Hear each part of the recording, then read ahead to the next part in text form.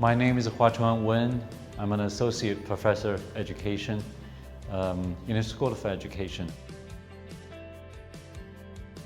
I was born and raised in China until actually my early 30s.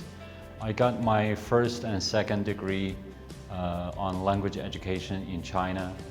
And then, of course, I taught students at different levels, elementary, secondary, and then more years in higher education.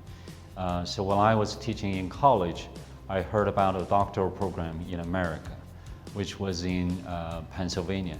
So I applied and was accepted into the curriculum and instruction doctoral program in Indiana University of Pennsylvania.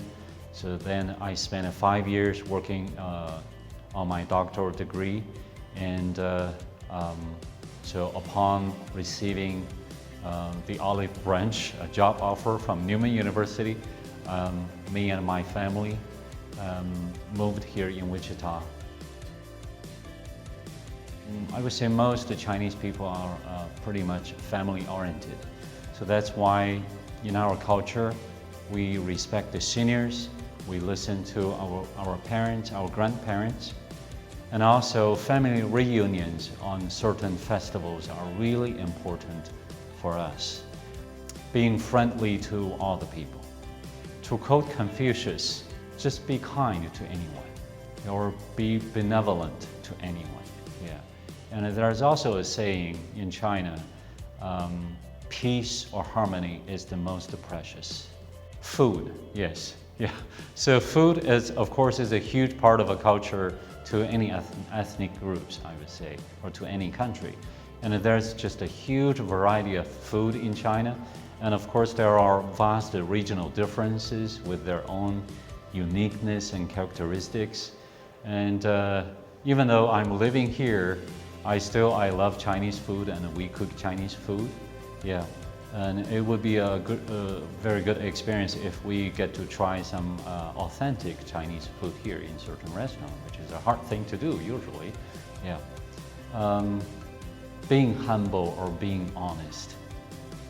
Most Chinese people usually do not brag about themselves. Yes. So we would try to put other people at a higher position than us when we are talking about almost anything in our lives.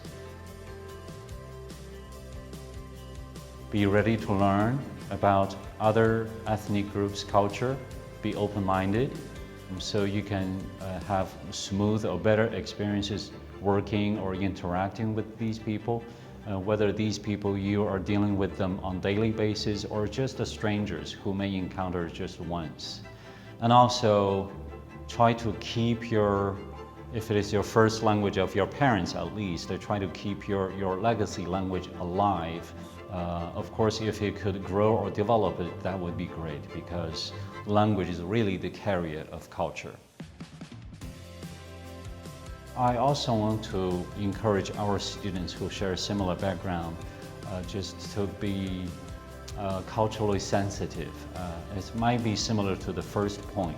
So be culturally sensitive to other peoples, especially people who meet for the first time. So don't be afraid to ask questions.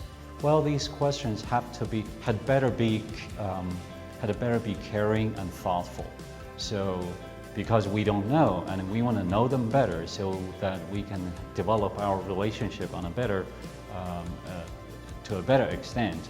Be open-minded and just ask questions. And so could you tell me how we talk about certain things, and would it be better for you or you feel more comfortable if we do certain things in certain ways?